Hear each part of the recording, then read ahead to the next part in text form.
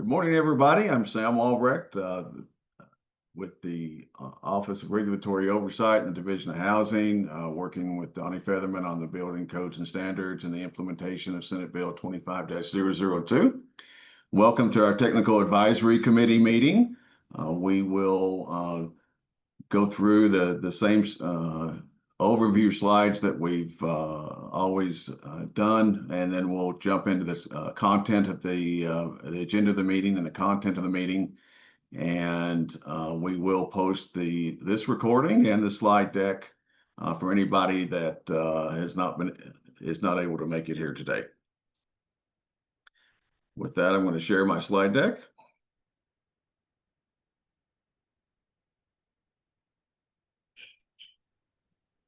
All right, I need somebody to acknowledge that they can see those slides. Yep, we got them. All right, good, fantastic.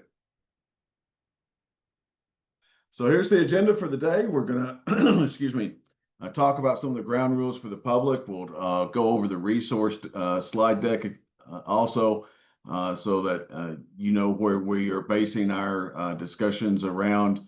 We'll talk about the one-on-one meetings that we're now setting up with TAC and stakeholder groups. And then we'll talk about Rulemaking 1, Rulemaking 1.5, and Rulemaking 2.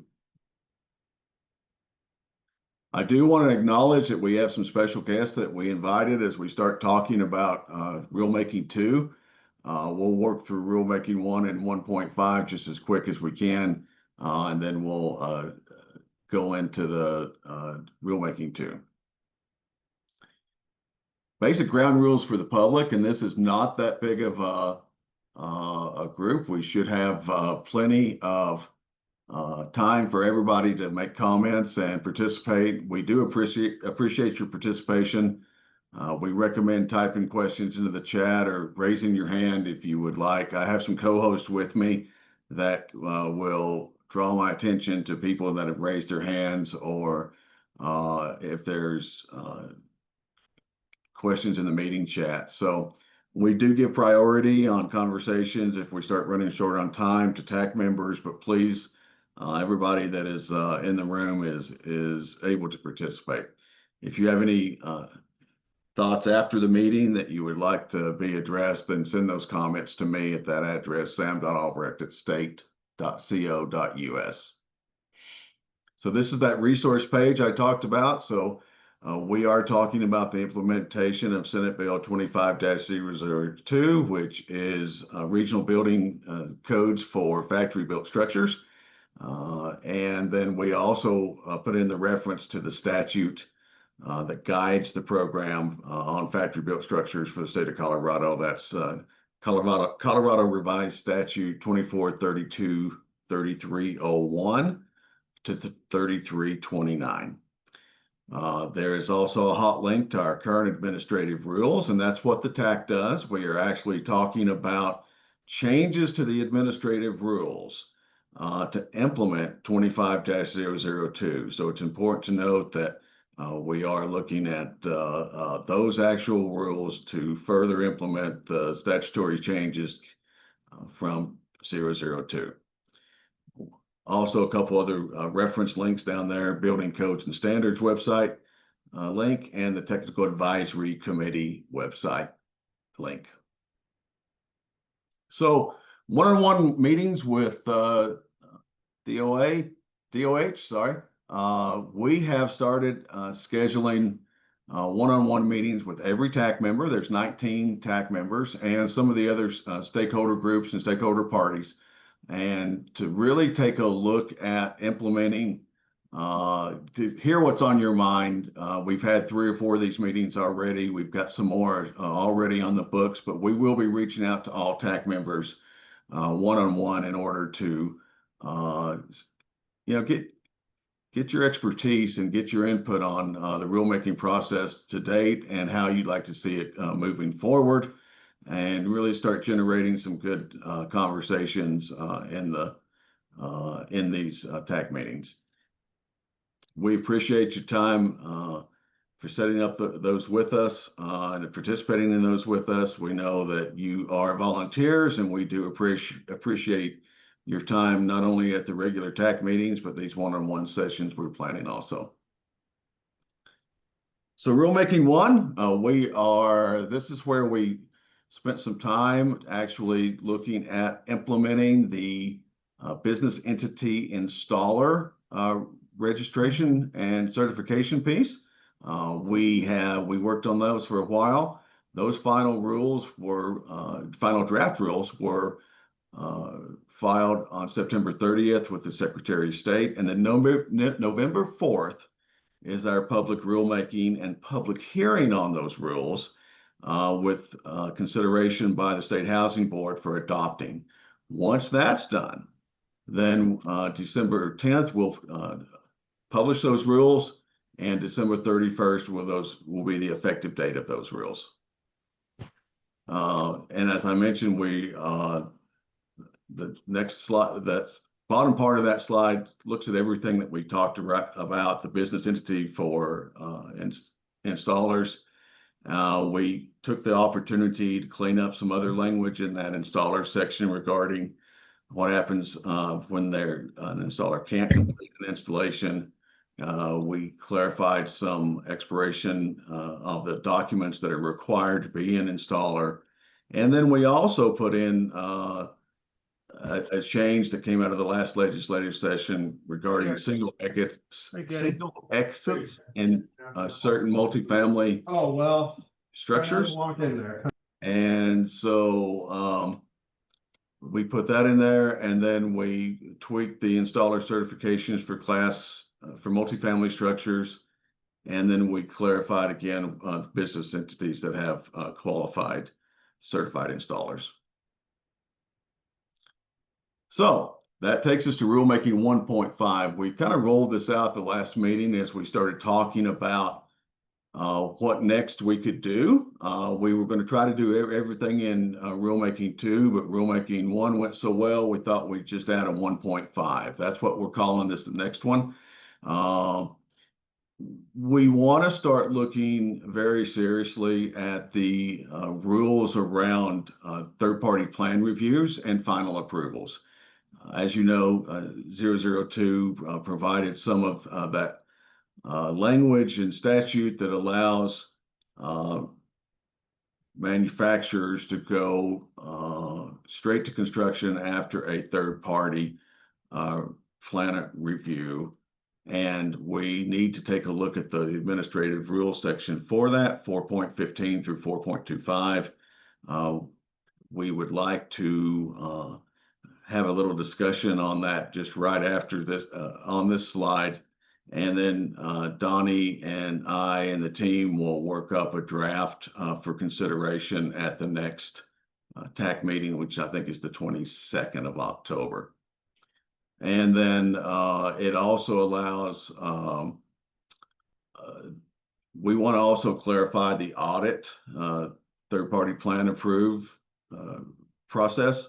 The division has the authority and responsibility to do audits on third-party plan reviews.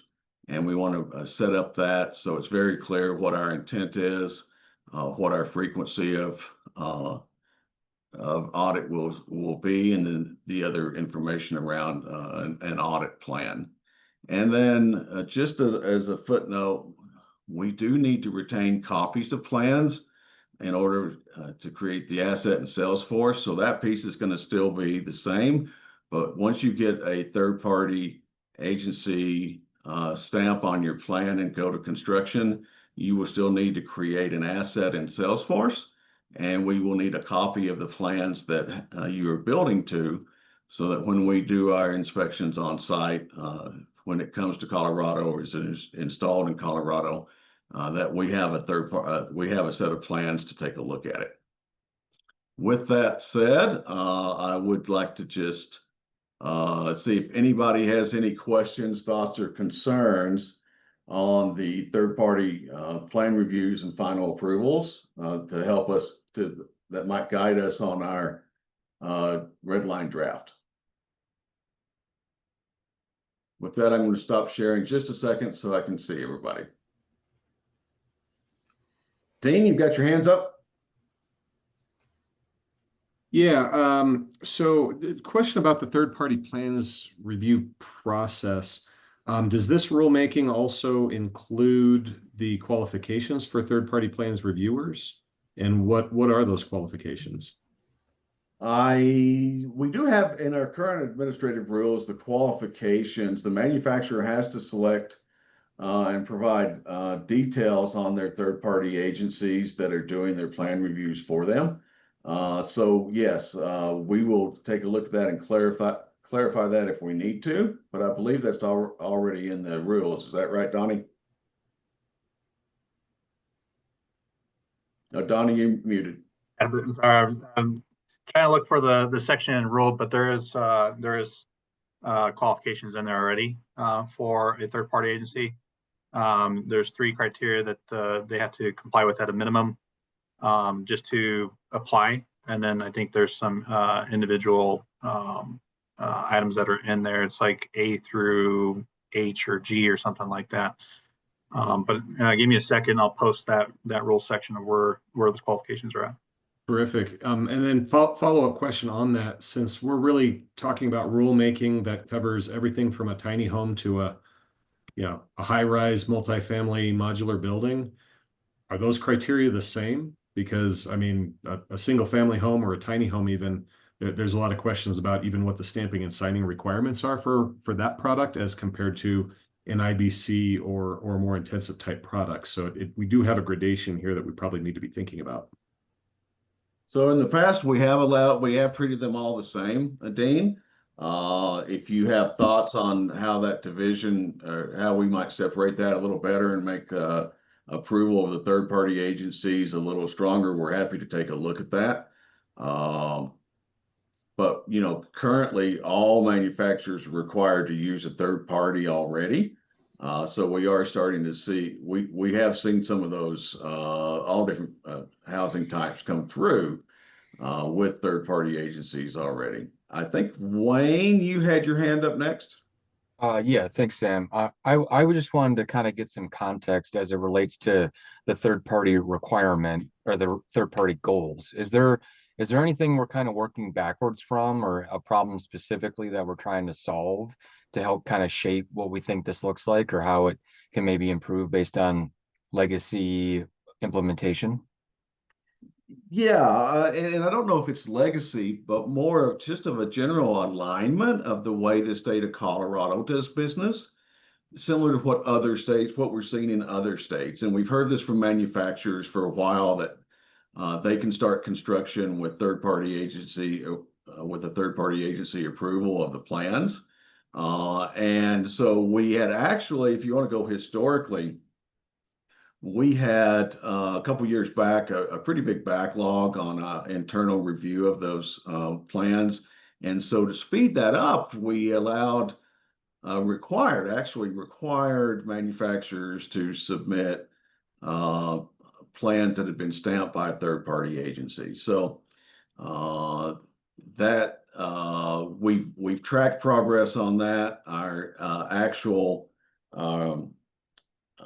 resubmittal rate across all building types has been about 16.5%. And we dove down into why that number was fairly high. And what we discovered was that most third-party agencies are the ones that are getting resubmittal are missing some of the local design criteria. Well, 002 is going to change that, right? That's going to change the way we do business with the regional building zones that should reduce the risk of not having the right design criteria in their plans. But that's why the audit piece is also going to be very, very important. So Now, is it I is it touched on several things there, Wayne. So did I answer your question? I think so, but if I can ask a follow-up question just to Yeah, make sure absolutely. I'm hearing what I think I'm hearing. So ultimately, I think the aim, and at least in part, is to prevent the bottleneck that maybe could in theory happen relative to a single entity reviewing, but also to ensure that that third party has insight relative to the various regions that are created, you know, or indoctrinated by the Senate bill. Is that fair to say? Yeah, and so this is and we were asking Dennis earlier about, you know, the layoffs in Denver and his team. We've been hiring for a replacement plan reviewer for a while, and we've had some trouble getting that position filled. So what we want to do is go ahead and maybe implement this part of the bill early. But by the time we get it implemented, it's going to be close to the end of March, the middle of March to the end of March, in order to meet all the rulemaking calendars. And then we're going to change the local design criteria into regionals on the 1st of July. So it's just another option for us to make sure that, you know, and we may roll it out like we to certified manufacturers first, and then we'll audit some of those, and then those are the type of things that we're looking at right now as we figure out what the rollout of direct third-party agency plan review will be. Is how do we roll that out? We don't want to see that number over 16.5% overall. We think we've educated most of our third-party review agencies fairly well on how to find those local design criteria, but then we're going to change their world upside down when we go to the regional zones too. So it's going to be a big education and push to make sure that everybody knows what's going on. Does that make sense? It does. It's sparking a couple questions as follow-ups, but I'll let the other guys that have their hands up go first. Okay, thanks, Wayne. Tim? Thank you. Yeah, thank you. I concur with or agree with Dean's comments 100% with the difference between qualifications between an IRC review / maybe tiny home versus commercial multifamily. I think it's critical to have a different set of criteria to break that up. And, you know, as this thing moves forward, and that follow-up, so that was just a comment. Follow-up question is, does the state, and I didn't look at this, do they currently maintain like a list of approved third-party companies? I know there are not a lot out there because I'm familiar with at least a few of them, at least regionally in the state of Colorado. Or is this more like a job company / company specific, where the manufacturer would come in and say, I would like to use so-and-so, or then they'd have to get qualified. So I'm not familiar with the current process. Thank you. Tim, that's a really good question. So on our website, we currently have a list of approved third-party agencies that manufacturers are using. What it doesn't do is define it by what they're qualified to do. So there's some, you know, because we use third-party agencies in the plants in states outside of Colorado and in Colorado to do the in-factory inspections, right? And then so we also have third-party agencies that are doing plan reviews, and we have third-party agencies that can also do inspections. So one of the things that we want to take a look at is, do we need to have another drill down in that table on the website of approved third-party agencies by the type of services that are performed? Because it may not be, they may not be able to do all three, right? There may be some that can't come to the state of Colorado to do inspections. But there may be others that don't have plan reviewers, or, you know, they're focused more on in-factory inspections. Does that make sense? All right, and I don't disagree with you that we ought to take a look at IRC qualified third-party design review versus IBC. Donnie? Yeah, just to kind of expand on that, if you look at the rules, I put it in the chat where you can find those rules for the qualifications. But really, what we're trying to do is expand on that portion there, like really get into the details. If you see, one of the requirements is they have to submit a resume of the individuals who are doing that work, right? But how do we get to a consensus of what that qualified individual is, right? And so that's what we need to discuss. Who is qualified to look at IRC products? Who's qualified to look at IBC products? When does maybe an engineer need to step in and sign off on certain documents, right? I know that third parties, they provide separate services for that, right? They'll do a residential review and a IBC review, but if you need an engineer's review, it's an actual engineer that reviews that document and signs off on those calcs, right? Look at those rules between 4.31 and 4.32 and see where we can expand on that, right? The other thing is that we have to take into consideration is when we expand on those to separate the requirements that we need to put into rule from how we actually process that. We don't want to necessarily put too much process in rule, because if that process changes, then we have to change rule, right?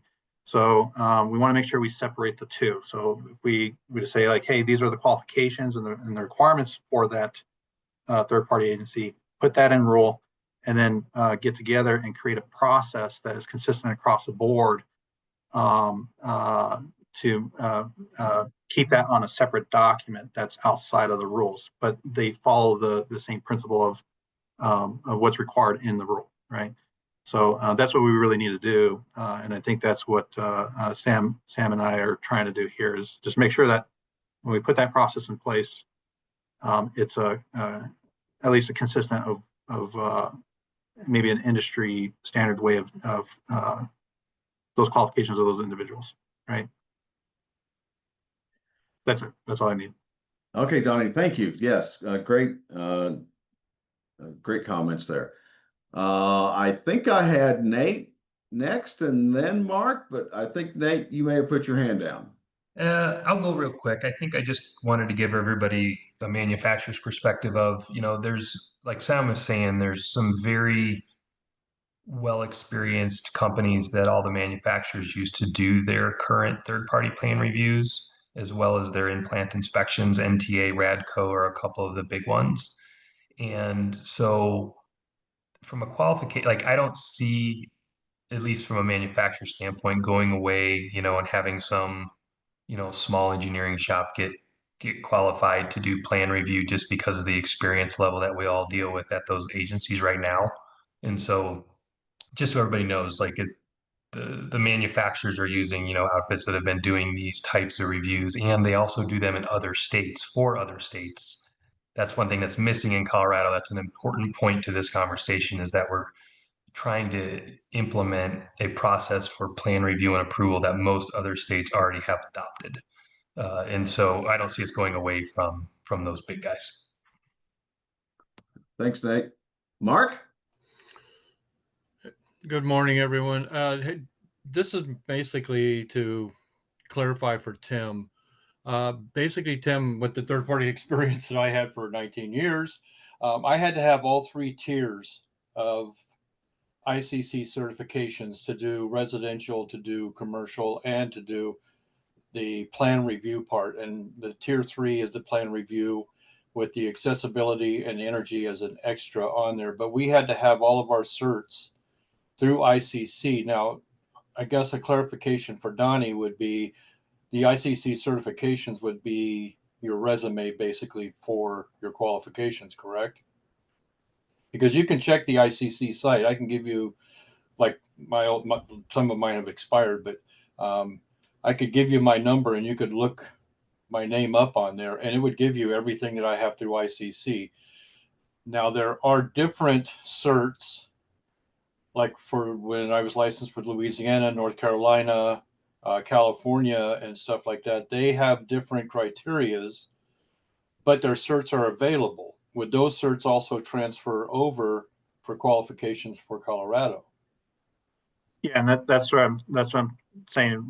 That's what we need to do, right? Is try to think of those scenarios so that we can address that in that section of Rule 4, right? What are those qualifications and what will we accept? Like, for instance, our installers, right? We accept installers' experience that from other states, as long as they show that that state had an installation requirement and registration, right?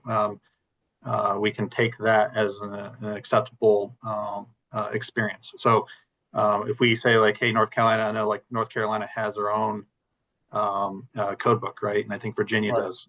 We can say like, hey, you do have the experience of doing construction inspections through those states, and why not accept it with the understanding that, hey, we use a different code book, same principle as the other Right. states. There's just we have our own amendments, right?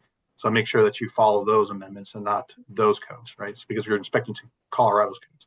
So I wouldn't see a problem with that, but that's what we need to discuss. What will we accept and what is not acceptable? And you're right. The base of it is basically the base. It's based on the ICC, IBC or IPC or whatever. I guess a question to Tim would be basically, and I was guilty of it too. Don't get me wrong, Tim. We always didn't look for local amendments because basically the IBC and that didn't cover the local amendments. I'm just wondering how we would, as a plan review, find these amendments, because sometimes some of the drilling down is almost as long as the plan review itself, trying to find a simple amendment. So yes, and we've heard that problem before, and I alluded to that a little bit, Mark, when we talked about the 16.5% resubmittal rate, right? Because our guy knows where to go and look up the local design criteria, right? And that's where we were, when loads, no load. Sometimes it's address specific when you're looking at unincorporated county versus a town or a city, right? It gets a little weird. We think the regional codes are going to make this easier to do as we put those on our website. I'm not sure we're going to get 100% away if you're in, as we've talked a little bit about a zone 5, that is going to just be per locals, right? It's going to be that extreme look up. Our team will be happy to help any manufacturer or plan reviewer find those if they need to. We keep a list of jurisdictions that don't have a building department to help out a little bit. But maybe there are ways to make it easier from a process wise on where to look it up. But right now we've deferred that to the locals. But if all the locals if we have all the local stuff and the most stringent built into our zones, then there's still going to have to be some checking, Mark. I just don't know how to make it 100% of across the board, but we're just hoping that it's a little better. Does that clarify some? Was I answering your question?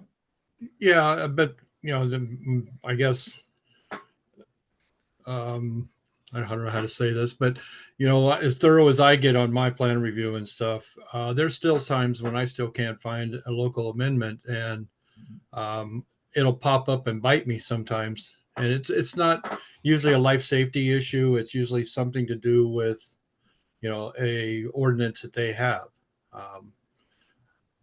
And I don't always look at that. I don't look for that in my plans. And it'll come back. Donnie and I have talked about a couple of these before, especially with the WUI coming in the way it is, and doing that with are we going to require site plans now because of the required clearance around the buildings? So that is a good question, and we ought to have some discussion about that in detail. I think that's the manufacturer's responsibility to the homeowner, or the registered seller's responsibility if they're picking that up.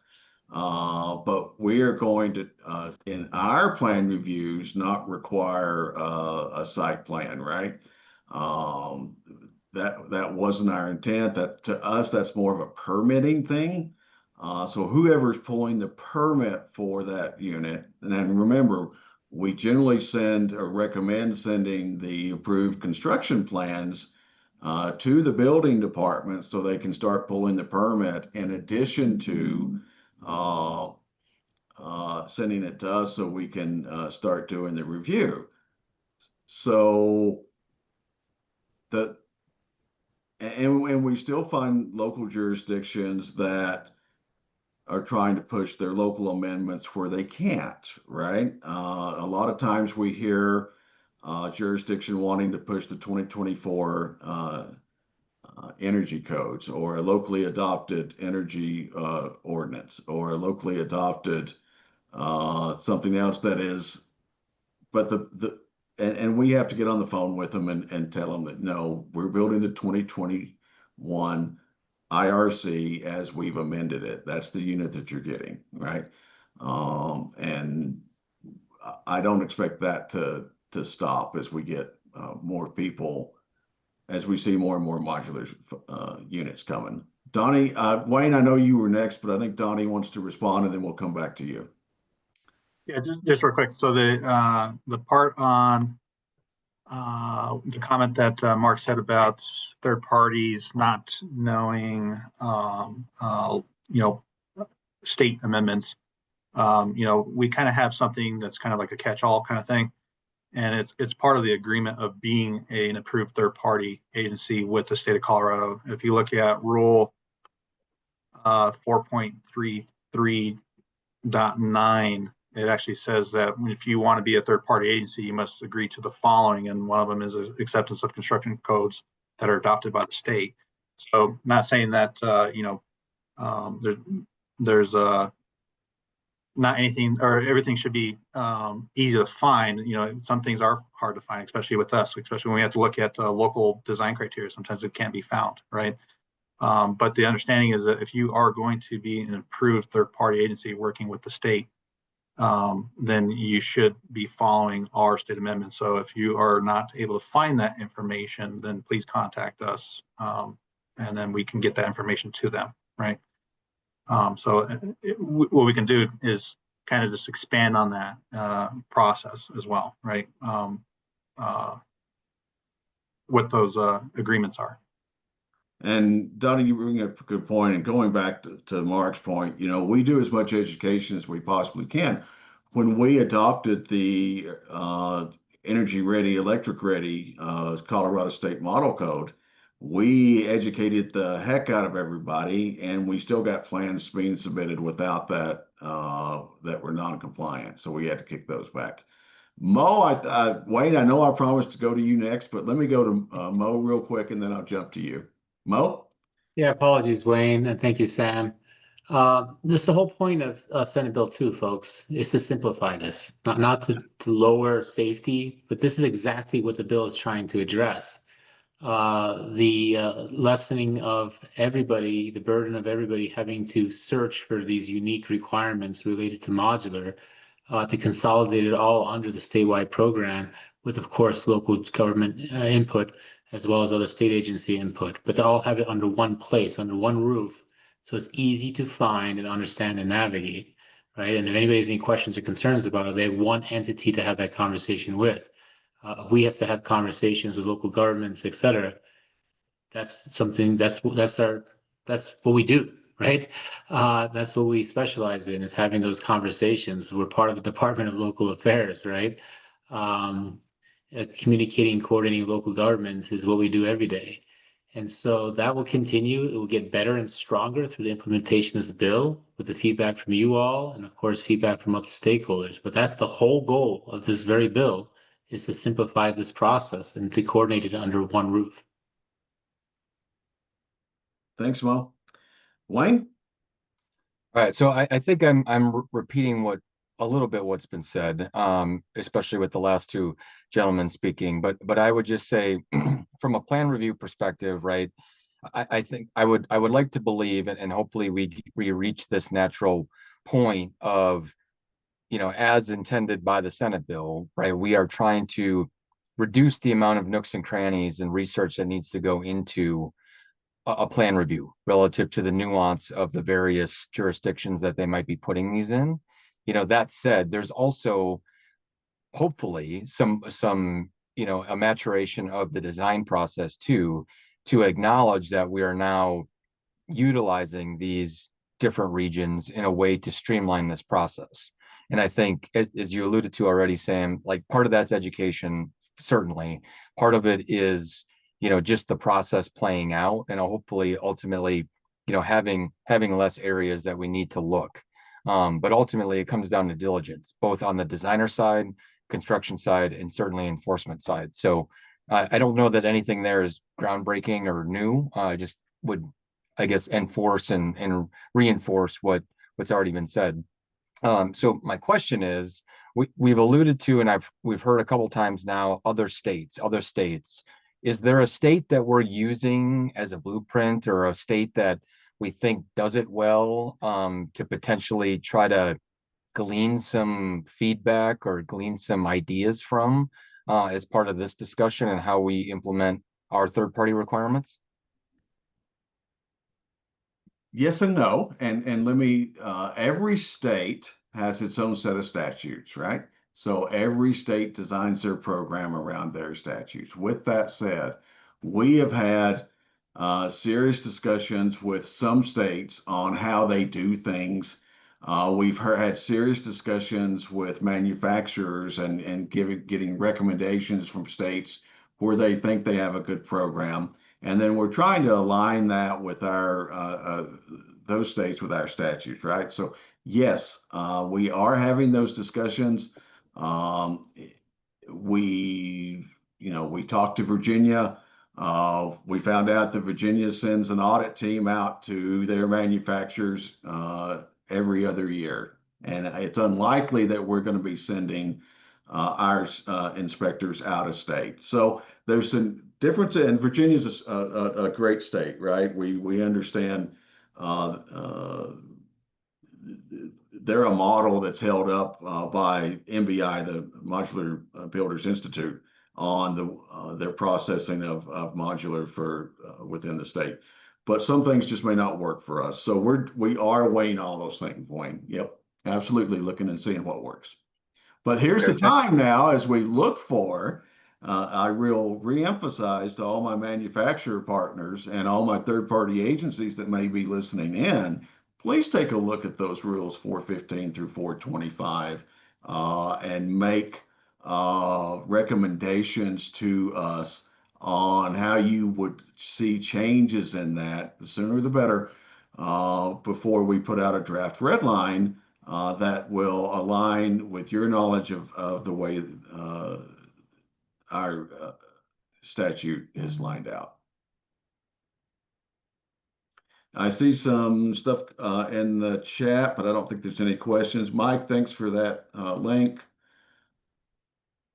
Mike Morrow is one that we've also talked to. He has lots of opinions on everything from OC to streamlining processes, and we really do appreciate him. He's a past TAC member, and we actually invited him to help us talk through some of the next discussion we're going to be having on working with locals, jurisdictions, and streamlining some of that process also. The other thing that I will say is that this statute 002 also allowed DOH to use a third party for final plan approval, right? So we are taking a look at that. We've got some technical challenges that we're trying to overcome, but if right now, the way our statute and rules work is a manufacturer can submit straight to us.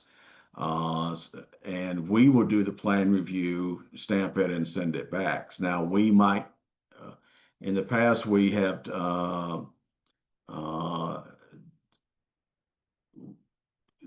let me go back and just say the statute now allows us to go straight to a third-party agency to say, hey, okay, ABC, Acme Manufacturing, send your modular plans to company XYZ for plan review and approval.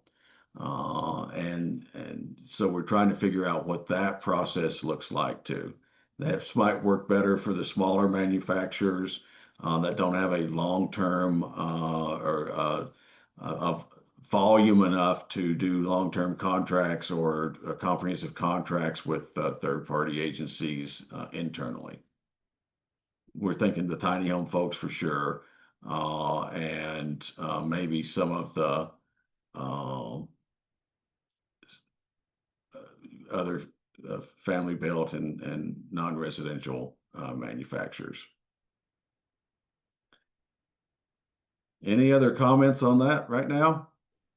And the other thing I was going to add is just that Mike had mentioned, as part of looking for the criteria, looking at like the plans, exams, certifications through ICC. I think there's some processes in the 1200 series as well for like some processes. I think there's some processes, and I'm not sure if it's specifically to plan reviews, but we can probably consider some of that as, development. Yeah, that's a good point, Donnie. We'll take a look at 1200, 1205, and 1210. I think 1210 was just more the mechanical stuff, but 1205, 1200 and 1205 may have some guidance for us on how to do that too. All right.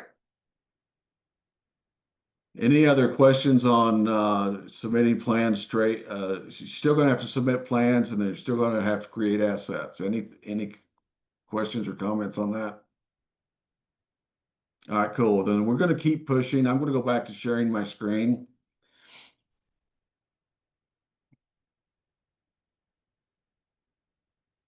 All right, I think that's up. So this is the tentative schedule that that was mentioned earlier. Looking at an effective date of March 12th, we're going to have those draft rules to look at pretty quickly. By November 12th, the comprehensive draft, and then the November 26th meeting, which is, I think, the day before Thanksgiving, to finalize those proposed rules. November 30th, we will need to file those rules in order to meet that March 17th date. This is still a draft schedule. We are possibly looking at a little later implementation date on that, but we've got to get with State Housing Board and see what their schedule looks like. But that's how the calendar works out for a rulemaking 1.5. Any questions on that? All right. Rulemaking 2 schedule, just a reminder, this is the big push. March 11th is we want that comprehensive draft done. So we are working on 3 rulemakings now simultaneously. One is just about put to bed. 1.5 was inserted, and we're fitting that into our schedules, and then rulemaking 2 schedule hasn't really changed any. The effective date on that is that bottom line on this slide, and that's a June 30th effective date.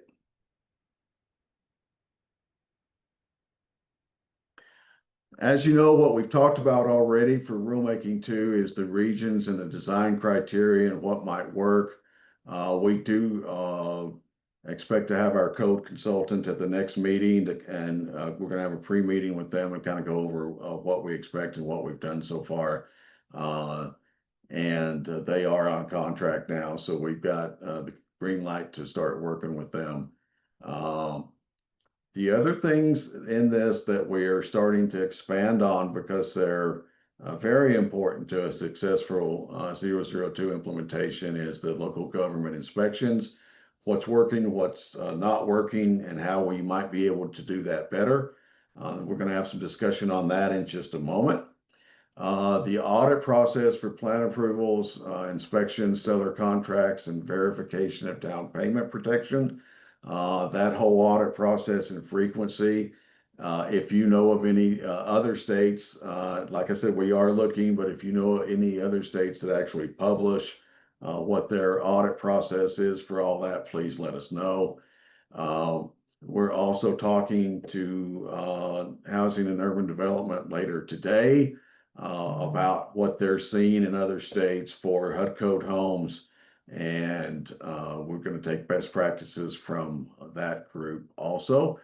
And then responsible parties. That is another one where right now we're envisioning potentially a matrix of probably by building type, right? So if you have a modular family built what are the different scenarios of responsibility between the manufacturer, the registered seller, the installer,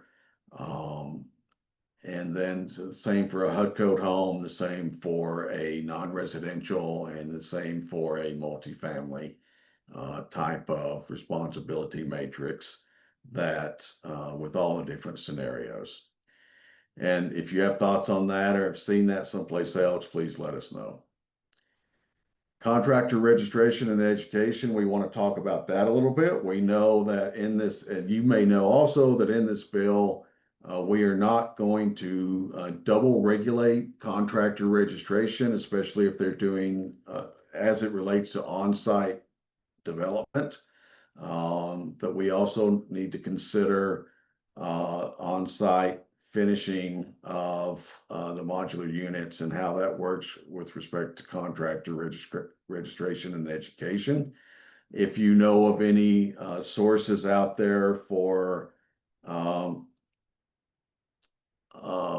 factory built structure online education for on-site contractors, please let us know. We'd love to preview that and get some demos of that. We know of at least one. MBI has some online resources, and we're taking a look at that. And then way at the end of this list is still if we need to work on accessibility.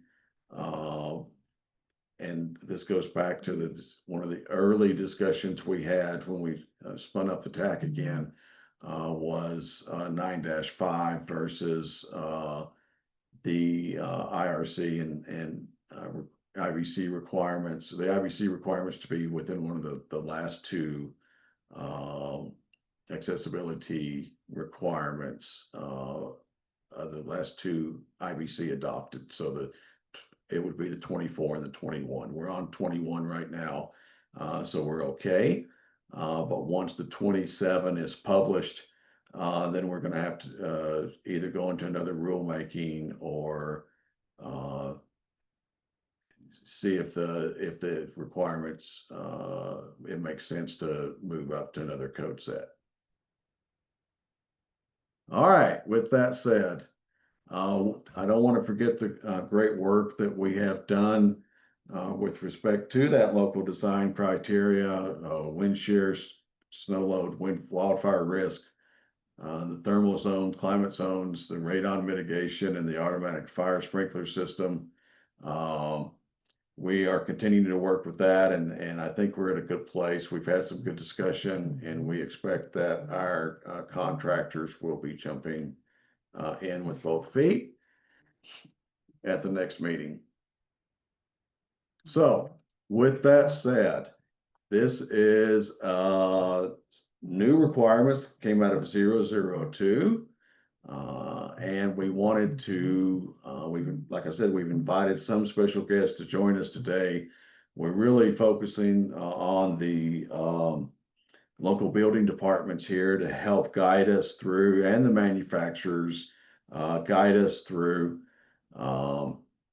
any recommendations that we have to change and make better our authorization of local governments that are doing those inspections on behalf of the division. This wording, if you look at the statute, is all caps because it's new. We actually toned it down and took it off of all caps, but this is new statutory requirements. I'm going to flip through the other ones so that we kind of know. There's two more slides I want to show you before we come back to this one and start this discussion, that they're all kind of related. So this is the local government inspection piece. The next one is the responsible parties piece, and I kind of laid that out a little bit for you. But this one established requirements based on the recommendations developed by the advisory committee, including registration, responsibility, and accountability requirements of the manufacturer, the installer, seller, and general contractor, right? And then what we're going to talk about, what are the current challenges related to responsibility, registration, and certification, and where does DOH need to clarify or delineate responsibilities and accountability. And then the third one on that I wanted to share is the contractor registration and education. If you look at A, this is what I just said. If a building contractor is not required to be registered or certified at the state in a jurisdiction with an established licensing program for building contractors, and if they aren't, B applies, right? And that is if they're, I'm sorry, the B talks about if they are licensed by a local government, they still are going to be required to complete education and training about factory built construction, but they're not going to be required to register with the state. So there will be an education component that we're looking at, right? All right, with that said, I'm going to leave this slide up for just a second so everybody can read it one more time, and then we're going to talk about challenges coming up with local inspections and how can DOH best partner with local jurisdictions or inspections.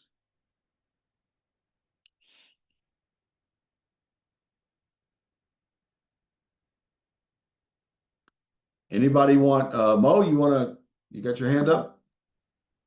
I sure do, Sam. I just want to help set the table here, and I prefer to view it as opportunities versus challenges.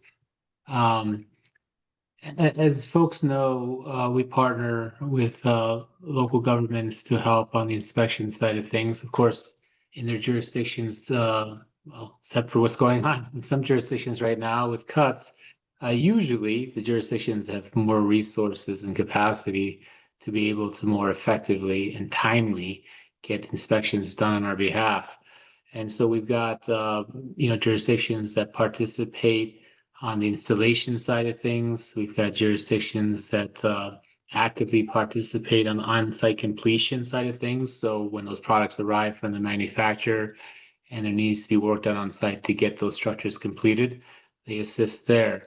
And so the idea behind this is how can we expand upon that if there are other opportunities, right? Good for an example, local governments help with the oversight inspections. And so those are structures that arrive on site that could also be inspected, just the structures themselves. How can we go about educating and doing outreach with local governments and collaborating, coordinating more effectively to make it a better process for both sides and therefore improve upon the participation rate of getting local governments to participate at any level of inspection, as long as the understanding is what they're inspecting to is, of course, the plans as approved through our process and applying the codes that we have adopted as a result. And so that's the idea behind this is how can we get more effective participation of local governments to really ensure that these products are being inspected timely and completely, and therefore ultimately certified sooner rather than later, so we could get the local governments issuing COs as well to get them occupied. That's the whole impetus behind modular construction, right? Speed is essential in making it a viable and competitive product. So that's the idea behind that. With regard to the other one, and Sam, could you put the slides back up? Can you go to the other one? Yeah. The roles and responsibility. I'd like to set the table there as well.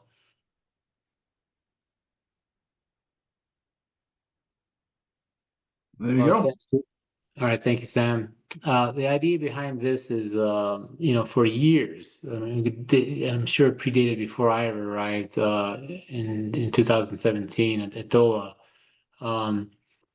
There's always a gray, if you will, area as to who's responsible for ultimately getting these structures completed on site. The manufacturers, some were very involved on the site completion side of things. Sometimes that work ended up falling in the lap of the installer, whether they wanted to or not. Sometimes the seller was doing a lot of that work and coordinating it. And of course, sometimes there was an outside party that we had no jurisdiction over doing that work, e.g. the contractor or general contractor. And so for years, we had these conversations, and our buckets by statute were the manufacturer, the seller, or installer, right? And the manufacturer had the bigger bucket where they're responsible ultimately for the completion of the structure, even outside of the plant, before we could certify it. And of course, there's a lot of concerns from manufacturers about that because sometimes they were not involved in that work. It was other parties that were doing that work, but they were ultimately responsible for it. And of course, sellers by statute had a very limited role by statute with regard to the sale of these structures, and no responsibility accounted for with regard to completing them if they're in fact doing that type of work. And of course, installers by statute, the definition was basically setting and stitching, right? More complicated than that, but to sum it up simply. But of course, some of them were doing more than that. Sometimes the manufacturer's instructions had them doing more than that, going outside of the installation of the product, even though they may not have been comfortable about that. So the idea here is we can finally have opened up the statute to allow the TAC and stakeholders to come up with a framework that addresses that missing piece, if you will, of if these structures need to be completed on site, depending on who is doing that work, right? And then how are they responsible, and how are they responsible back to the state, I should say, with regard to that work to make sure it's done code compliant, safely, et cetera, because we do get complaints on that side of things when it comes to completing these structures, and then what we get is a lot of finger pointing, right? Manufacturers like, it's not me, it's so and so. So and so's like, it's not me, it's so and so. Well, the idea behind this now is, can we work together to clarify roles and responsibilities when it comes to completing these structures on site in order to introduce accountability? If something goes wrong, we know who to go to get it fixed sooner rather than later, right? Instead of spending months and months trying to figure out who has jurisdiction or not. Now, where it gets a little trickier is, go to the third slide, Sam.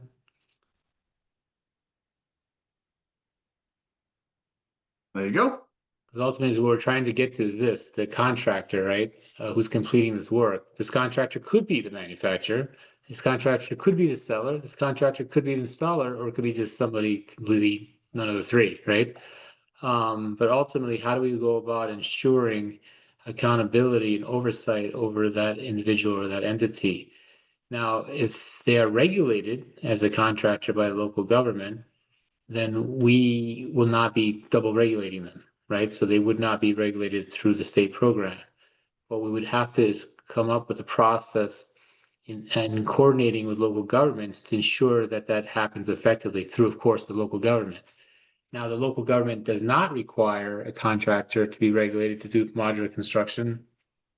Then that individual would be regulated through the statewide program. So there's an opportunity here to introduce a new registration type for those individuals. And so that's the context for these 3 slides. I hope that helps add some clarity as you guys think about ideas, questions about how to effectively implement these pieces. Thank you. Thanks, Mo. That's extremely valuable input on what we're trying to talk about here today. I think I can now, I'm just going to leave the slides up and kind of go back to the local government inspections and see what opportunities that are out there that we can create with in our administrative rules. So this is open floor, open discussion now. We've got invited a couple special guests to kind of talk about it. And Nate, you want to go first? Yeah, I'll this is an item that Mo and I have talked a lot about over the last couple of years, is how to really, the division of responsibility is a hard one. And truthfully, we kind of have differing opinions on it sometimes as far as how we should apply it, but I don't think it's possible to define exactly the scope of work statutorily that a installer should take on or a manufacturer should take on. What I do think, and I just had this idea that we should maybe consider, is a list of all the general responsibilities that have to happen on a modular project, and possibly that before the asset is created in the system, that that the project team puts a name on everything on that list, on who's responsible for it, and everybody signs off on that, and that gives the flexibility because sometimes installers do the structural connections, sometimes the general contractors do them, sometimes the installers do the stitch, sometimes they don't, and so I do think it'd be good to put together a list of, a general list of all of the things that have to happen on a project. If they're not applicable on the form that we fill out, we just put NA and not on this project, doesn't apply. But basically, that project shouldn't start until somebody has the name on everything. So that's just an idea that we can throw around. Nice idea, Nate. I like that. Donnie? Yeah, so I think for the most part, at least in my head, I think we'll probably have a general idea how to, put a process in place for the general contractors or installer sellers and manufacturers. But one thing that we still have to consider is homeowners doing their own work, because our statute does allow a homeowner to do their own installation. And I think that might be a more difficult part of it, at least in my head, because if a homeowner decides that they do not, like, let's say a homeowner buys a structure from a dealer and they do their own installation and they do their own site work, how do we regulate that? And is that something that's outside of the scope of the contractor registration requirements, right? Because if we run into a situation where a homeowner is not completing the work that's needed to complete that home, but they opted out of hiring a contractor and wanted to do their own work, how do we regulate those individuals to make sure that at the end of the day, there's a compliant structure there? So I guess that's just one thing that is on my mind. And we need to take into consideration as well. Yeah, just Thanks, thinking Donnie. off the top of my head, Donnie, I would think we would register that homeowner as a contractor for purposes of ensuring that they understand that they're responsible for completing that structure. Yeah, I think that's what I was thinking as well. It's just those qualifications for that homeowner. So, but yeah, that's just something we need to consider in the future. Yeah, We're I going through this don't process. think you'd have to require them to have qualifications. They would just, I'm just thinking simply here, not loud. Obviously, this still has to be vetted for the group, but you could make it simple for them. They're just taking on that responsibility. Period. Yeah, I think our current rules require them to follow our processes and have certain experience with that process that needs to be laid out to us. We'll take a look at that and see. But yeah, that homeowner piece, as we look at the different steps of that, there's going to be a checklist or a responsibility matrix filled out by the manufacturer on who's doing what to whom, and then there may also be one for homeowners, to do the same type of piece there. And HUD has some certain requirements in their installation processes too that we need to incorporate it, which may require, where I was going a little different with the MHIP, the installation program out of HUD also. Make sure we're compliant with that. Manufacturers, building departments, any opportunities on how we can continue to strengthen the partnership? Oh, I saw Tim's camera come back on, so his hand will be up here in just a second, right, Tim? On how we can, again, we value the partnership we have with the local jurisdictions, and we talked earlier about, making sure they understand what building codes we're using. Those are always friendly discussions, and the team does a great job with that. We often then get invited to come out and do some education for their inspectors so that they can do a better job too. And we're always willing to go out and do education to any of the local jurisdictions that want that. But Sam, you've got your hand up. Yeah, I think what I see here, what are the challenges, come up with local inspections I mean, I'm far away from where you guys are. We have had a number of modular installations and we do help with it. I mean, so because there's really in the past there hasn't been anybody else. What I hear the question being is, do we being certified by the state to do this? Is that what I mean, the local jurisdiction to do modular as opposed to stick built or non-modular or whatever?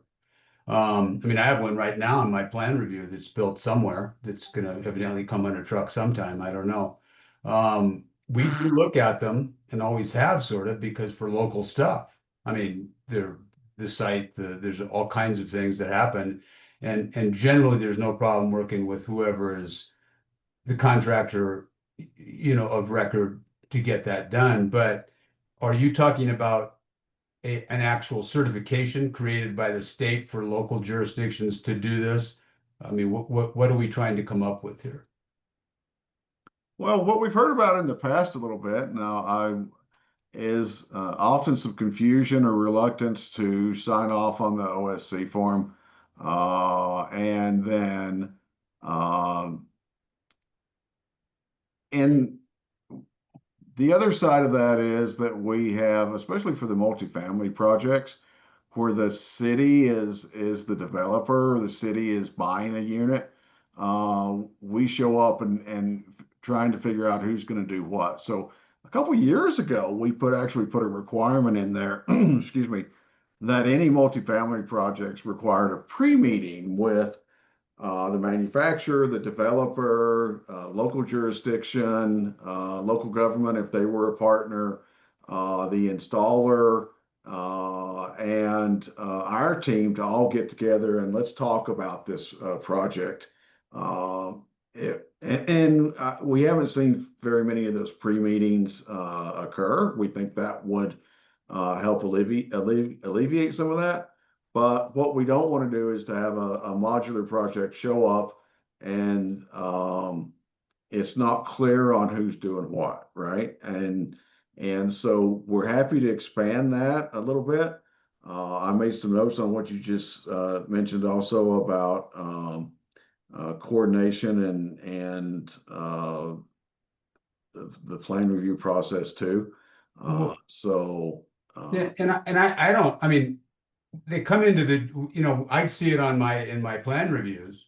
And yes, I look to see that the state or someone else has approved it, but then there's always local stuff. I mean, just small stuff where the utility for water and sewer, how do we deal with that? I mean, I understand simplifying what Mo is saying, because I mean, I've been hearing that for most of my years here in Colorado, but there are, no matter how, whether it's eight regions or it's whatever it is, 100 and some, I mean, how many jurisdictions we have, there's still going to be some local stuff. And so I think a pre-meeting is a great idea. I mean, we would welcome that rather than the surprise.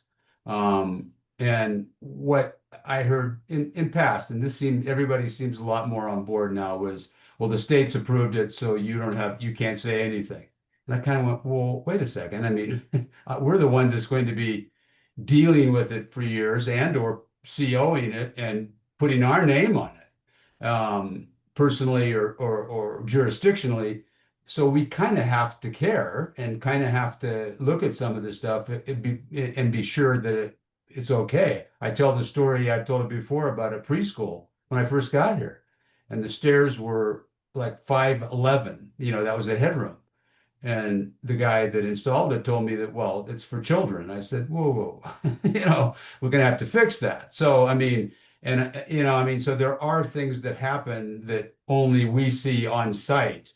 And as far away as we are, and a lot of places in Colorado are far away. I mean, that's just what it is. There hasn't been a lot. We can't get somebody to pop out to help us out. So The pre-meeting's a great idea, and then I think just letting, as you guys lovingly call the locals, know that you're part of the team and call with questions. But thanks. Yeah, absolutely. Yeah, we, and don't get me wrong, we understand that this has to be a partnership, and we understand that there will always be, especially for multifamily, very important requirements coming from the locals in order to look at setbacks and on-site parking and everything else that goes with storage units, whatever it may be, right? That goes into an apartment building that are going to be used as homes for people, right? And so we want to make sure that we continue to do that. What we don't want to happen is the unit shows up, everything gets installed, and then the local jurisdictions lets people start moving in, and we haven't done the final inspections. It's hard to do final inspections for our team when the units are occupied, right? It sets us back a little bit. We can make it work, but that's again a part of the participation process where everybody should know what that schedule looks like and what the workflow is to get these units occupied just as quickly as possible. I don't know whose hand up was next, but Mo, I'll defer to you. And then I'll go to, I think, Mike Morrow and then Wayne. Thanks, Sam. Real quick, I want to respond to Robbie Schwartz's chat. How do you mandate a pre-meeting? You don't. That would not be something we would put in a rule. That would be part of the process that Donnie mentioned earlier, like a best practice, if you will. We'll be making as much of an effort as possible to coordinate effectively with local governments and the manufacturers and the developers and the contractors and the sellers and installers, et cetera, to ensure everybody's on the same page about roles and responsibilities. It's just good practice to do it that way. Just to to Sam's point, the other Sam, so that there are no surprises, right? So everybody understands going into it what's expected of which party, et cetera. So just be a good practice thing, not a mandate through a rule. With regard to the comments raised by Sam, what we have right now is the statute makes clear. Well, actually, let me backtrack this a little bit. So yes, there are certain local requirements that will not be part of this effort to bring it all under one roof, right? Site-specific requirements concerning foundations, for example, zoning, things of that nature will fall outside of the jurisdiction of this body and lie solely with the local government. And so there's going to be some overlap, of course, as a result. But the things that are required for the construction of the structure and its installation and the completion of that structure on the site, if it's required to be completed on the site, still fall within this program. And this is where it gets a little bit muddy with some jurisdictions is, well intended, of course. They want to make sure, to your point, Sam, that the structure that's going in there permanently is safe to be occupied, right?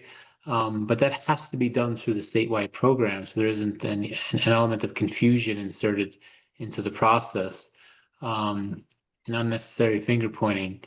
And so, the one piece of it. So that's why it's important for local governments who are interested in seeing how these things are in fact built and installed in their jurisdictions, get involved with the statewide program instead of doing it independently to reduce confusion, as I mentioned. But the other element is by law, a local government cannot charge for the plan review, for the completion of the structure, and of course for the installation of the structure if they're not doing that work, because we're doing that work. So if they want to be able to do that work, of course, they can be certified to do it through our program, which is what this opportunity is through the statute, and then they can in effect charge for that work as well. So there's a variety of reasons why we want to get more engagement through this in order to reduce confusion, make sure everybody's on the same page about this product type, and then also, of course, ensure that there isn't any double regulation and double charging occurring as well for these structures to be ultimately plan reviewed, inspected, and certified. Thank you, Mo. Good points. Mike Morrow. Yeah, Sam, I was really more commenting back to, and maybe I'm backtracking on to the other slide. I think they both kind of go together, but the scope of work and I kind of think Nate was on the right track there with the list of items, because I do think that in order for the responsible, I mean, these two kind of go hand in hand, because for the local jurisdictions to understand who's doing what, I guess it would be probably good to have these two go together.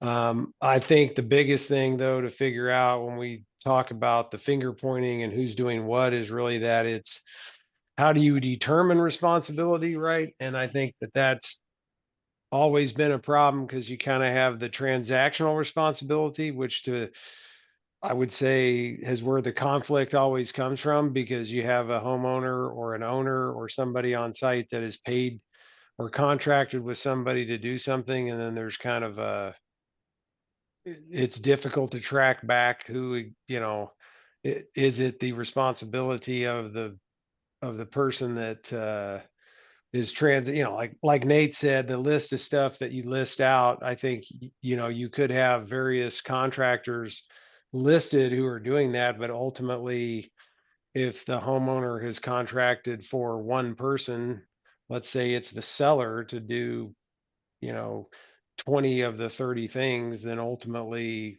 to me, that's transactional responsibility, having as the person on the contract is on that person that is contracted and paid to do the work. So I don't know. There's some tricky parts to that I think would require, getting down the weeds a little bit into how do you define responsibility in terms of, you can't just, because if you just say, well, you just list it out and turn it in on the asset, right? Well, then does that mean if I'm turning in the asset as a manufacturer and I'm getting this list from someone that sold the house, I mean, do I have to audit and verify this entire list? I don't know. That could get kind of tricky too. So anyway, it's just a comment that I think it's a good idea, but I think there could be some very intricate language required to figure out how responsibility is defined and how you ultimately determine that. Thanks, Mike. Wayne, I think you were next, and then I'll go to Tim and Dennis. Thanks. So I'm going to say all this through the lens of kind of the fire side of things, because we deal a lot with the state fire suppression program. And I think maybe there's some precedent and maybe there's some things that we could almost leverage from that suppression program, because I think this interfacing with local jurisdictions, in addition to how we regulate this from an overall state and regional perspective, or they can be related if we want them to be. I think the biggest thing that we run into when we get involved in jurisdictions that don't have a state suppression approved plan reviewer or inspector is just the overall confusion associated with roles and responsibilities, right? Because for schools or hospitals, aside from those, right, it's business as usual.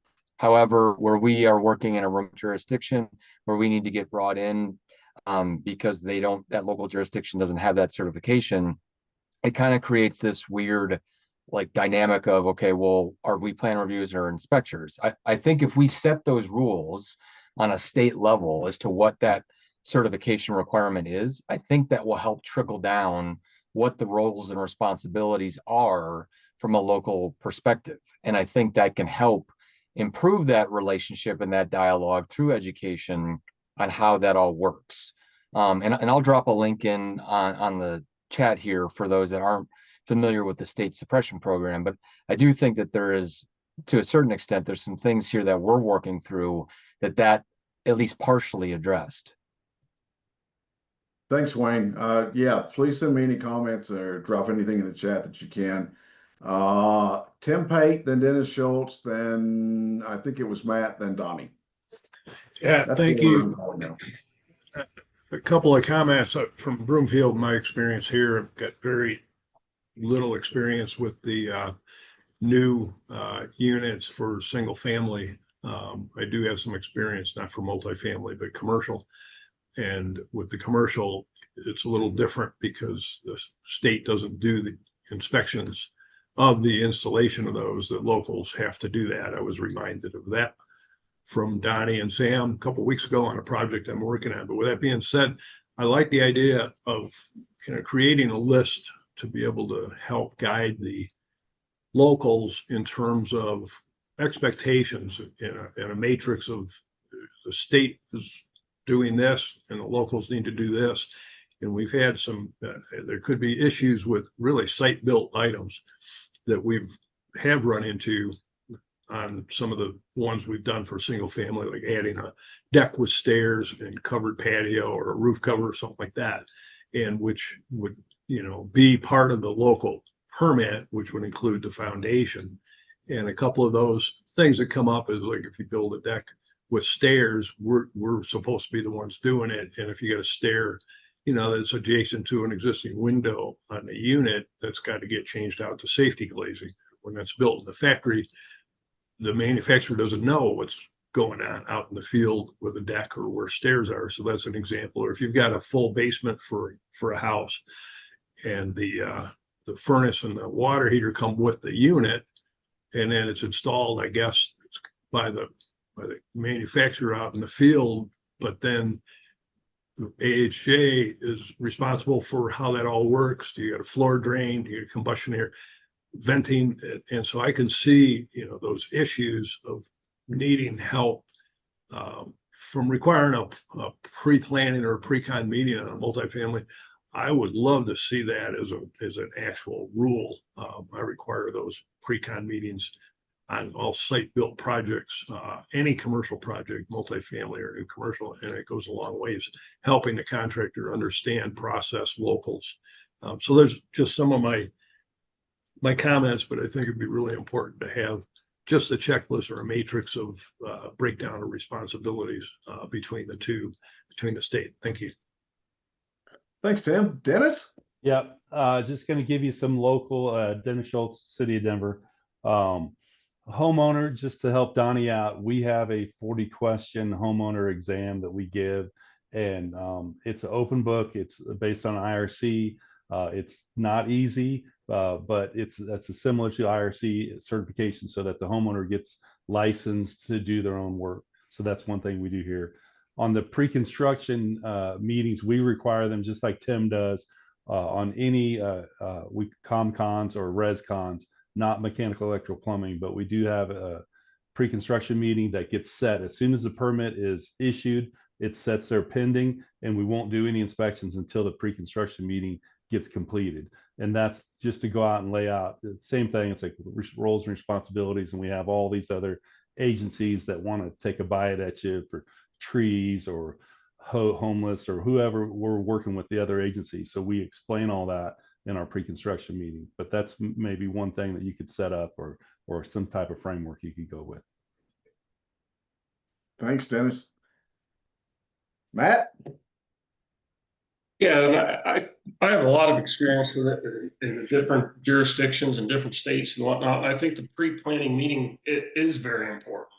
And, going over roles and responsibilities, what we have set up, and I would be happy to share as well as a responsibility matrix, right? So in these pre-planning meetings, what we often do is explain who's doing what roles, and we have a broad matrix, and we've gotten into very detailed matrices as well, as far as from the manufacturer and what they're supplying and who's doing the work and everything. But you can narrow that up to the definition of what does the installation mean, right? As an installer, Donnie and I have talked about this. It says you're installing the building. Well, what's that mean? Am I doing the all structural connection? Am I doing a vapor barrier? Am I doing the roof? Am I doing, so a matrix that explains that. And we have these matrices because we use them, on every one of our job. And like I said, I'd be happy to share it, but I think it goes well to define that. And then it helps the local jurisdiction understand, where their responsibility starts and stops, and where the installer's responsibility starts and stops. Are the stairs, and do they got to be inspected at the on site, or did they get inspected at the manufacturing place? Like Sam mentioned earlier, when something comes and it's incorrect, it needs to be fixed, whether it's been inspected or not. But if the stairs are wrong, or end up wrong at the end of the day because someone put an extra plate in or the mods didn't work out right and the top stairs out of compliance, that needs to be fixed. So I think the pre-planning meetings, a big one. It's hard to dictate how you mandate that, but a responsibility matrix, and then a definition of what needs to be done within that matrix, how it's done, to define where the local starts and the state leaves off, I think is important. Thank you, Matt. Donnie? Yeah, I guess I just wanted to kind of mention that I think the key to all of this, and I'm not sure if it's on your previous slide, Sam, but the part about the education. We can develop the greatest codes of all time, but if nobody knows about them, then they're not doing any good for anybody, right? So I think we need to think about that as well. I think that's going to be a key part in this entire 002 is education, because some of the stuff that was being said, some of the confusion, a lot of that stuff is already in rule, right? And it's clear in the definitions and statute of what OC is and who, what is actually the work that is under the jurisdiction of the Division of Housing. But a lot of jurisdictions that have not reached out for the education part of it, like, hey, can I schedule a time to get a little more details about your program and go through what this OC process is? They're still in the dark about what's their responsibility and what's our responsibility. But the jurisdictions that have reached out and had that education, I've been out and I've had a 2-hour presentation on the same slides that I gave 6-hour presentation on, right? Because there's a lot of questions, but during that process, a lot of questions are answered and things are a lot more clearer. It might not be 100% understood, but for the most part, there's a general understanding of what the requirements are, and if they have any additional questions, they know they can reach out. But the important part with that was the education piece. And without the education, again, I think these codes, we can make them the best thing to ever exist. But if we can't get that out to anybody, then they're still not going to do very, very good, except for the individuals that develop them and the ones that are going to be following them, at least on a daily basis. So if, a lot of I know we have 4 climate zone representatives here from different jurisdictions. Maybe some assistance and maybe hosting, a regional education in your jurisdiction down southeast, maybe north, maybe split Colorado in 4 quadrants or something like that, and maybe host trainings in those areas for all the building departments that want to participate in that training. Again, we can't really force people to do the training, but if we're making all efforts that we can, I think we can get a majority of the jurisdictions. But the other thing I wanted to touch on is the requirement for pre-con meetings. If you remember in our rules, we actually have a recommendation that was put in like 3 or 4 years ago about pre-con meetings for multifamily larger projects. It's just a recommendation, it's not a requirement. But the other thing I want to just make a point of is if we make something a requirement or something that's going to be required at a local level for every modular project to be have a pre-con meeting, that's going to really slow down a project. If we can educate the locals on what is actually required as part of that on-site versus on-site local work and what's on-site modular work, we wouldn't we would have to, or I think it would help eliminate a lot of the need for a pre-con meeting. The reason why we put the recommendation for the larger projects like the multifamily projects was because there's a lot larger list that needs to be developed for those buildings. So that's why we put a recommendation in there. Again, you can't require it, but we can do our best to request that, you should reach out to the locals and schedule a meeting with all of us. But yeah, that's all I wanted to say on that. All right, thanks, Donnie. Chad? Yeah, I just had a couple comments. I definitely agree with Donnie that the education portion is going to be good. I did just notice Mo had mentioned there's going to be a little more of an effort of reaching out for that education, which is great. I actually will reach out for education soon for sure on all of this. Some of the challenges that we see doing inspections is, like they've been saying, just the gray areas between the on-site versus what was approved through the factory. And we've also seen some issues with how those systems tie together. For instance, if you have a basement with HVAC installed on site that ties into the modular system, as we're now starting to come into the 2021 codes, we do have those adopted in Chaffey County right now, with the blower door testing and all those extra things that need to happen now with the modulars. And I did notice Robbie had said that does need to be done on site, which makes sense to me. At the end, I don't know how else you would test for those systems and the blower door before it was set and all closed up and everything. But yeah, I definitely agree with a good list, a good matrix. Maybe I'm not trying to say that what we've been doing is bad, but we could definitely improve on it. Just to kind of clear up some of those gray areas of, who. And then I've also had an issue with, I think the third slide, it would be good for responsibility, where if we do find an issue in a system that is part of the factory stuff that was approved, but maybe something jarred loose in a duct or something in transit, a lot of finger pointing at that point of who's responsible for fixing that and who's going to pay for it. And ultimately it comes down to having a quality product for the homeowner, you know what I mean? So, I think designating that responsibility would be really useful for us. So I just want to make those couple comments on it. I think this is a great thing to kind of clean this up and move forward with some of these things, make it easier for everybody. So thanks. Thanks, Chad. Making some notes here. Anybody else on any of these three slides now? We've talked a little bit about the local government inspections, and so yeah, more education and pre-con meetings and just considering it more of a partnership, and then that ties in, of course, with the contractor education and Robbie, you've got a point in the chat as we talk not only about the blower door test, but also the duct leakage measurements as well.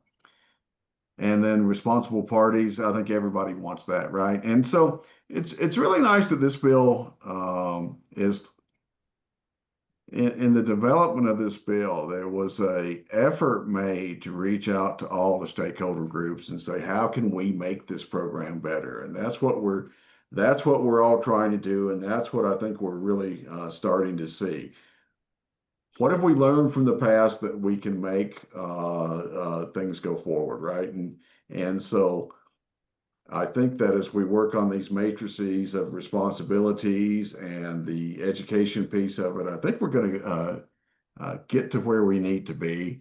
But with that said, are there any other discussions in this area and that you would like to share with the group? Otherwise, I'm going to reemphasize, if you wake up at midnight and say, hey, I should have said this, then please shoot me an email on these. Mark? Just a quick question. Wait a minute. Just a quick question, Sam. Sure, Mark. Basically, if we go to the rule that basically third-party approvals will be basically permission to start construction right away, would that set of plans that the third party submitted that Colorado has not approved be submitted to the local for their permits? Yes. Would that be acceptable to them? Before, it's always been with Colorado State approved plans.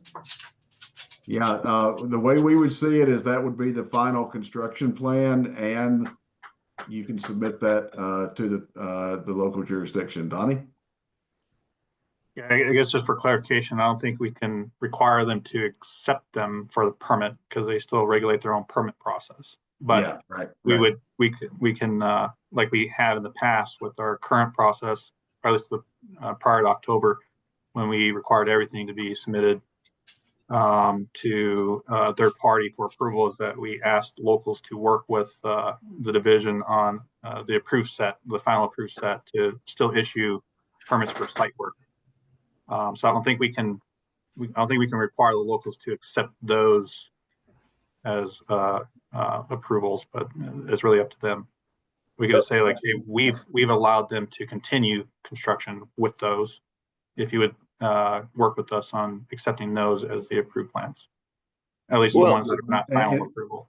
And Mark, I might have misheard you, but what I thought I heard was that can you use that approved third party plan to go out to get your permit and get local building department review of the areas where they have responsibility. And Donnie is right, we can't require them to accept the plans as because again, our responsibility is with the completion of the unit and the installation of that unit, the OC stuff and the setbacks and those type of things are still going to be up to the local building departments. Tim?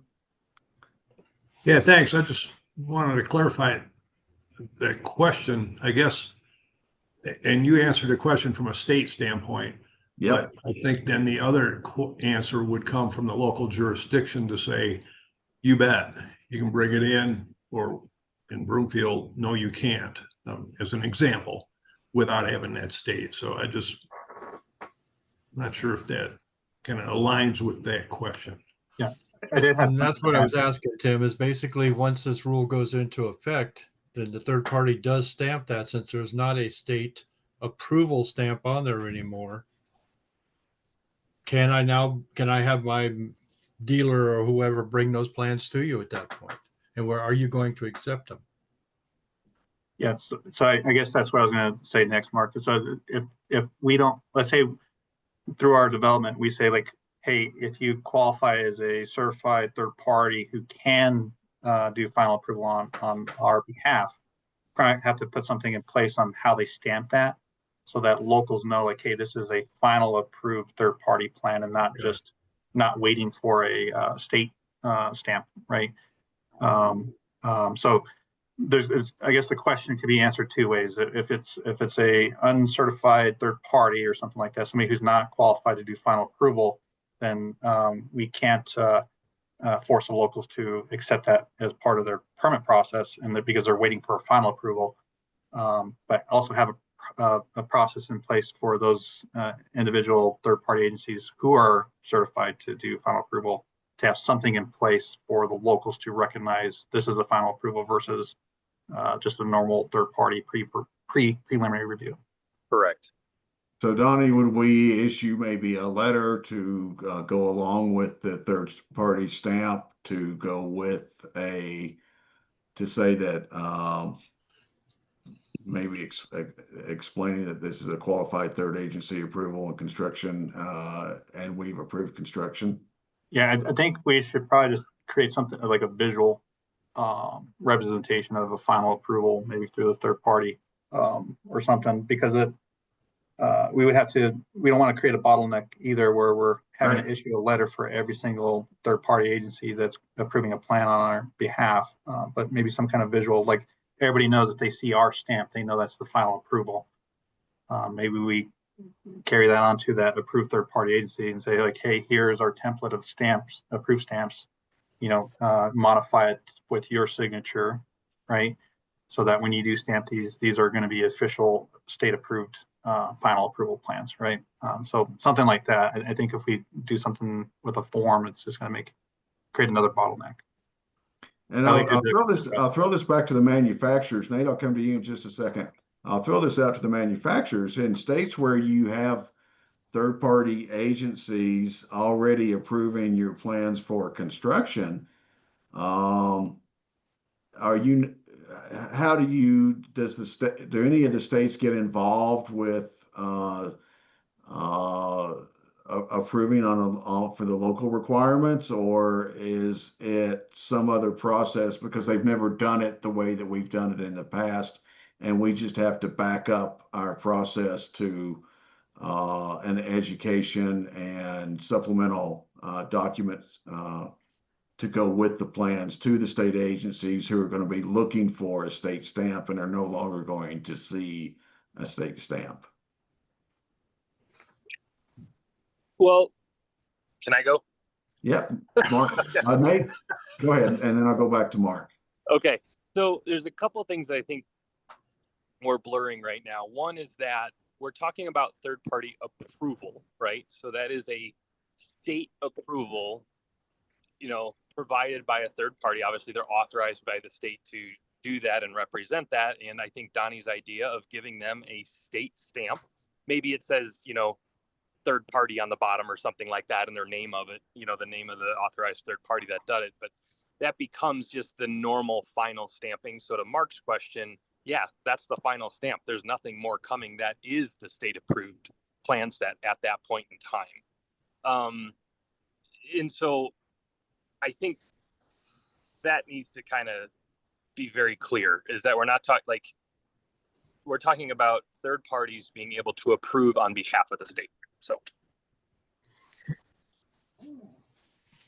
Right. Mark? Well, I mean, I'm just, I guess I'll have to wait and see how this all works out. But part of my conflict with this is, and Donnie, you can help me out on this one, is when I do an OC letter in my assets and stuff, I can't get a final approval until that OC letter has been either accepted or opted in or opted out by the local. No. So, and I guess when you say final approval, you mean for the plan set or for the overall construction? For the overall. So for the overall construction, we can't place the insignia until we know that the locals inspected it. But at the plan review side of things, it's not required. Just the our stamp or our stamp and the signature from the manufacturer. Okay. For the plans to be approved. Just because if I do get an OC letter that's signed by the local at that point before I have state approvals, that kind of tells me that, hey, he's already kind of looked at this, and where's my holdup now?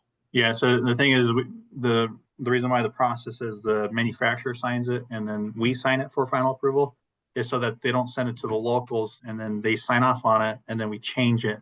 Then they have to re-sign it. No, right. Yeah, we've seen that, Donnie. Yeah.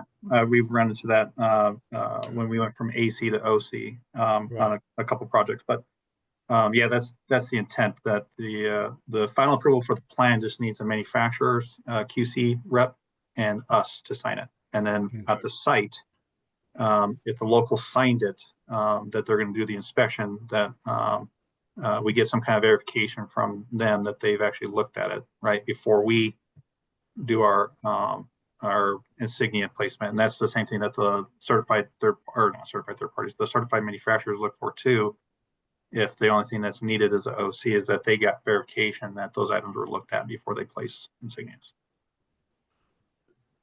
Now there could be a combination of both the local and a third-party inspection agency, right? On larger projects. No, because the intent of the form is that when you're taking on the responsibility of doing those inspections, you're taking on everything that's within that list, right?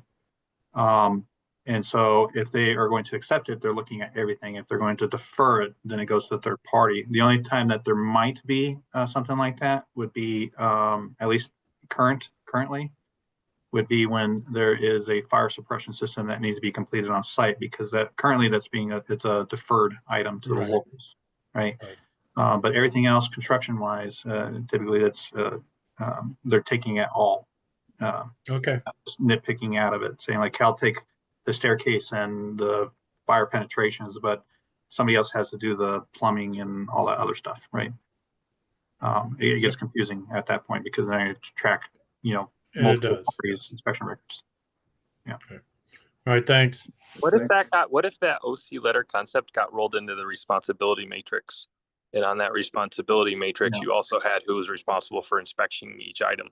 That's what I was thinking, is maybe adding a signature there of who the responsible party is to completing those items. That way, everybody understands what needs to be done on site, and the person who's doing the work on site understands that's what they're being held responsible for. Right. Does that make But- sense? Yeah, but expanded past the OC letter just to the matrix that we were all talking about earlier. It just gets rolled into the overall responsibility matrix. Yeah, so maybe in rule we create what those roles and responsibilities are, but maybe utilizing the OC form, since that's where we list everything anyway, of what's Right. being done on site. That, hey, this work is what's being done on site. These are the individuals that, we're going to oversee this process, but this individual is going to be the one doing the work. Right. Yeah. All right, thanks. Wayne, you had some comments? Yes, just a question is the intent that we want the state and manufacturer review to go on separately or concurrently, or are we kind of using those or intending for those to be interchangeable?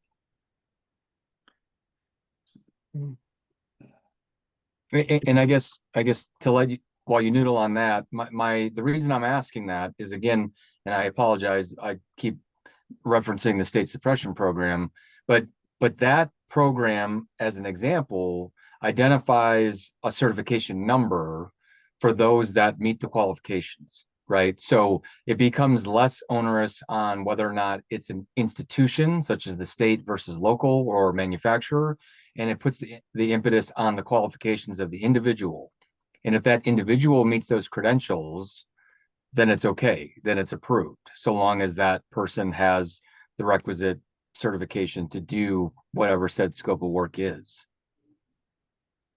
So I guess I'll just kind of leave that there. Wayne, can you repeat the first question that you had?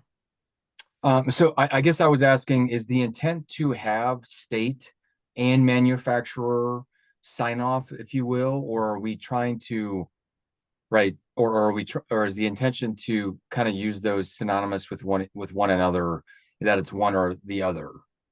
Sign off on what though, exactly? The plan review? Well, I guess it could be any part of the compliance program, not necessarily. I'm asking more higher level, I think. So I think the intent, Wayne, is that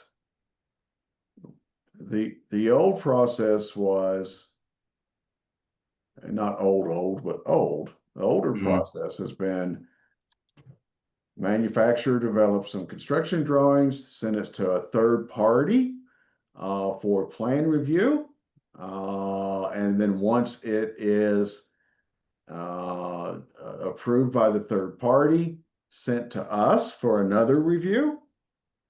And once we have approved it, then that should go to the locals and back to the manufacturer to start construction. So the process going forward would be that the manufacturer has a architect, their in-house resources that puts together a set of construction drawings, sends them to a third-party agency.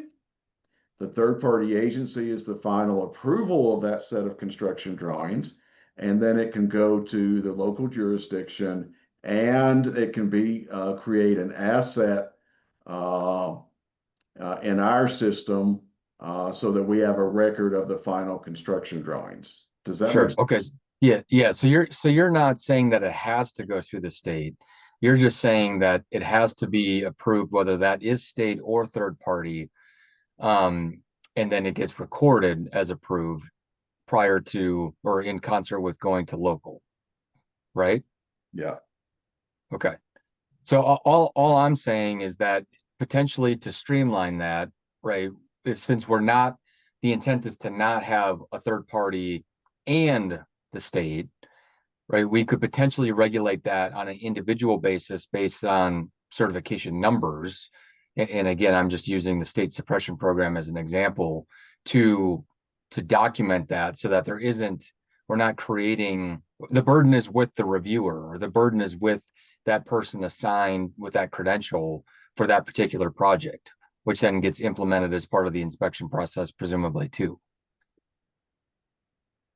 I think I agree with you. Okay. So Nate, I think you that's wanna all I bring- want to say. Nate, you want to bring us home? We've got about 6 minutes left. Sure. Am I muted or I can't see my screen?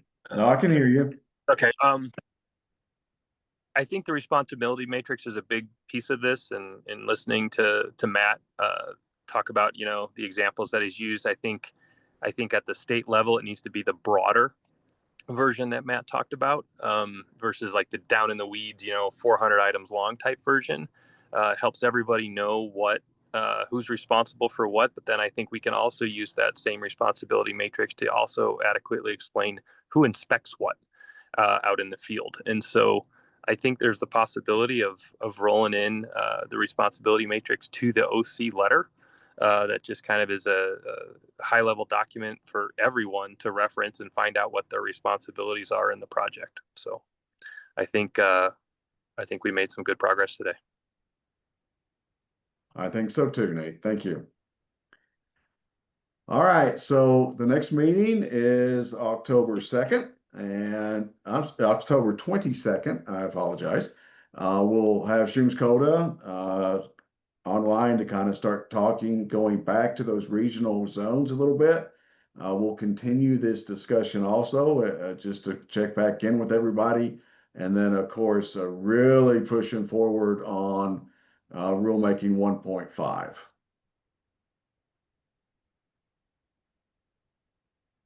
Any other questions, comments? Otherwise, I do appreciate your time. Donnie, you got something? Yeah, just real quick. If you can, everybody that's present, or at least TAC members, we're going to be reaching out one-on-ones for specific conversations. But I was wondering if I can get some feedback on what the idea that we proposed a couple weeks ago. I'm just wondering if that's something that I should continue to work to modify, or, you know, maybe your thoughts are it's just not going to work, or how can we make it work, or, you know, or do we maybe just have the consultant start from scratch on an idea? I just want to know if I should continue to tweak that idea of that chart. I got some feedback, but not a lot of feedback. I'm just wondering if I should be putting more work into that or not. That's it. Okay, thanks, Donnie. Send Donnie your thoughts. Dennis, Chad, thanks for joining us today. We appreciate your participation. You're welcome to come to the rest of the meetings anytime you want. If you want a special invite, reach out to myself or Heather, and we'll get you invited to every one of them. All right, with that, everybody have a great week, and we'll see you in 2 weeks. Thank you. All right. Thanks all. Bye-bye. Thank you. Yeah. Have a great day, everyone.